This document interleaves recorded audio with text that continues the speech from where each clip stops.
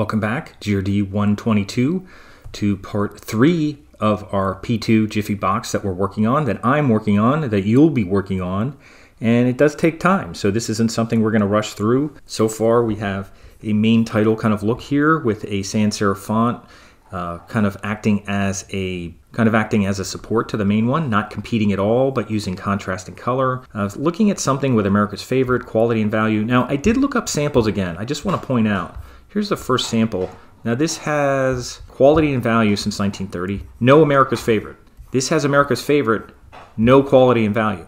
So it looks like we don't have to use both. If you don't want to use both, you don't have to. This one has both. It has America's Favorite, has quality and value.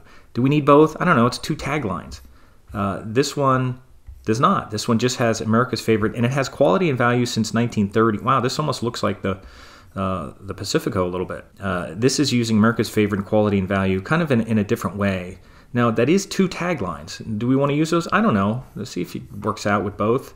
This one just uses compare and save and just the quality and value. So it's up to you whether you want to use both. It's a little more challenging to use both because now you have 2 taglines. So you could do this at the bottom and that at the top. Why would this look better at the top and this at the bottom? Well, it's wider. The wider one would probably look better at the bottom. So I'm going to move this up. And before I even narrow down Pacifico, I don't think I like this one, but I'm going to put this one in, it's in Satisfy right now. I think I'm going to try the Crimson Pro and just try like a italic. Now they group the italics separate, so I'm going to use like a semi-bold italic. See how that looks. Now that could be something I use. I mean, that doesn't look bad either. If you don't want to get carried away with that, you could just use something like that. It could be at the bottom. We could put a little box here at the bottom. We could maybe arch the bottom a little bit, and we could do something up here. Don't have to. We could make it lighter. I think at one point I had a yellow one up there, and you could have a darker one down here. You could have a blue one. You could have something else. So whatever you want to do. Again, what do we do with samples? Here's yellow and red. Here's blue, red at the top. A lot of them have red at the top like the original sample. So that's where I got the red from, the original one that we looked at. But you could do different things. Here's red at the bottom. Here's blue at the bottom. The weight is at the bottom and compare and save. Do you want to put in compare and save? I don't know if that's that important, although I did use it before. Compare and save, I don't know if that's necessary, but I'm going to move this off. I think I like the semi-bold italic. And America's Favorite here, maybe we could use something up there. Now, I'm going to move this just down a little bit. I'm going to move it down, I'm going to move this up. So I keep them on my frame right now. Now, I do have a box that's on the bottom, so we can color that later. But what I'm going to do is zoom in just a little bit and draw another box. I'm going to take a rectangle and just draw a box here and make it kind of border at the top. And I'll try it red first and then we'll see what happens. I might use yellow just to make it more like sunshine or something up at the top. Now here's the box and I'm just going to squash it a little. And then what I could do is I think we have to flatten it. So let me right click on it and let me flatten it. Right click, flatten. That should take it away from editing those little round corners and things like that. But now you can click on this, and maybe I'll take this bendy tool and try to find the middle. And that wasn't it. Let me go right on the line. You want to see that little thing there. You want to see the bend tool, and then I'll just arch it up a little bit like that. Just something like that. That's all I need. Done. And maybe I'll try it in red. Maybe I'll fill the whole thing with red. And it has a nice look at the top, kind of. And then maybe I'll throw America's Favorite up here. Now it has to be above the rectangle, so I gotta put America's Favorite above the rectangle, and then I'm gonna fill that with white. I'm gonna make that text white. America's Favorite, something like that. And maybe it doesn't have to be so big. It's 107 right now. Maybe I'll make it 96. And just do something like that. Nothing really crazy going on, just something like that. We could put a drop shot on it. This box, you can then stretch it a little. So if it's a little too narrow, you could stretch it down a little bit, and that way you could move the text down a little. You could take this text and hit the center on the page. Let me zoom in a little bit so you see what I'm doing here. And that's not bad. And then down at the bottom, we have quality and value. We could maybe just throw a blue box down there and do something like that, or leave it like that, or leave it red. I kind of like something in the bottom so it's not so top heavy, because we have this big logo. We are going to have pancakes or something down there, so we may want to put something down there. So I'll draw another box down here. And again, we have to check where things are at here, but I'll draw a box and I'll fill it with a blue color. Keep the blue red scheme going, and that has a nice look. Now we don't even have to arch it. I could maybe just take this and put it down here. Now the box now is in front of it, so I may want to like select this. It's called rectangle 1. I may want to double click it and call it red box top or something. And then this thing, I'll call it blue box bottom. And then I'll move this all the way down here. And now I have this text that I could make white. I could even make it yellow if I need to bring in some warmth. I'll go here and I'll make it white.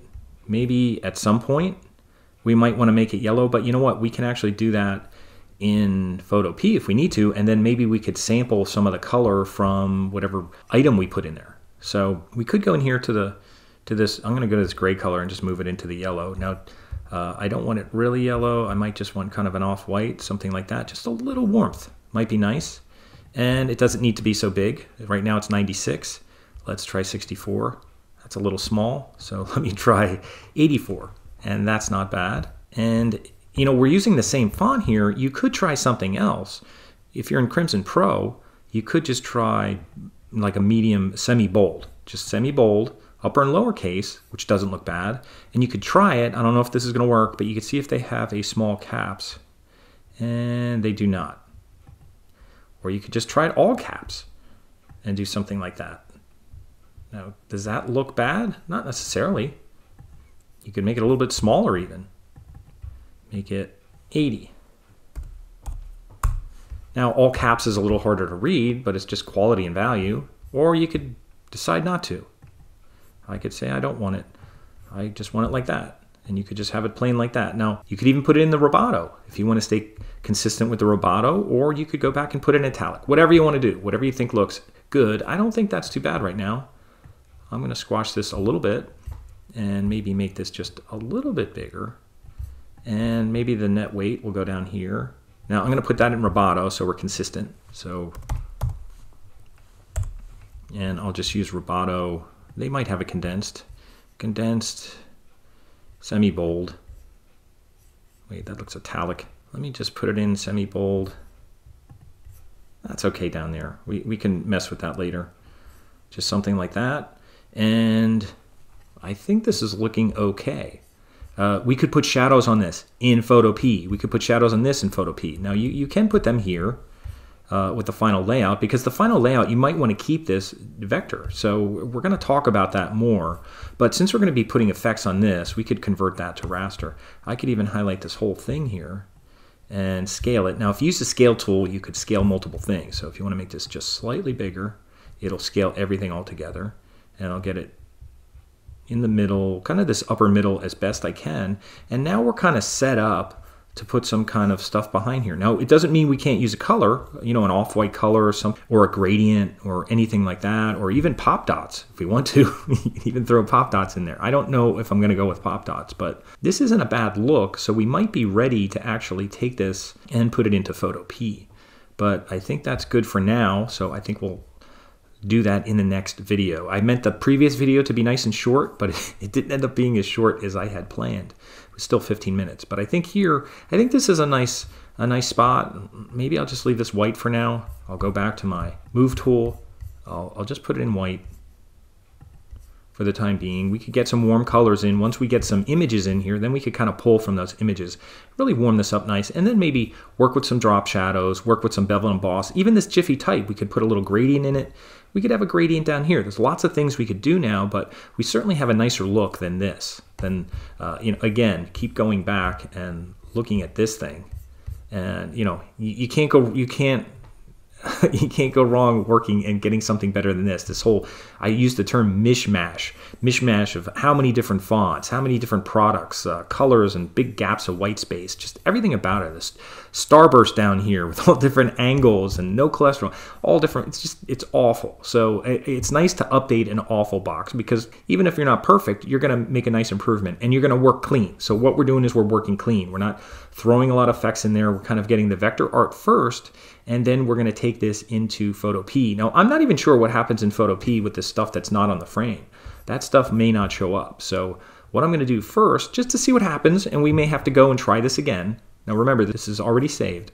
I'm going to go File, and remember we did this with Ultra Clean. We're going to go File, and we're going to do Save Local Copy. So I'm going to save a local copy, and then we're going to open this up in Photo P and just see what we're working with in here. So we'll take it slow. So this is part 3. This is the end of part 3.